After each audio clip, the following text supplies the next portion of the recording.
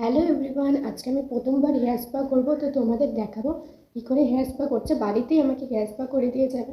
তো এক্ষুনি শুরু হবে, ফুল প্রসেসটা তোমাদের দেখাবো। এই দেখো আমার চুলের অবস্থা, খুব বাজে অবস্থা হয়ে গেছে, তো সেটাকে ঠিক করার জন্যই করবো। তো প্রথমে দিদিটা বললো যে শ্যাম্পু করে নিতে, তো দিদিটাই নিজে শ্যাম্পু করিয়ে দিয়েছিলো আমাকে। তো শ্যাম্পু করানো হয়ে গেলে সেটাকে ধুয়ে দিদিটা লরিয়ালের একটা ক্রিম, ওটা ভালো করে মাথার মধ্যে মাখিয়ে দিচ্ছিলো। মাথার মধ্যে ভালো করে মাখানো হয়ে গেলে সেটাকে ম্যাসাজ করে দিল 2 থেকে 3 মিনিট ধরে।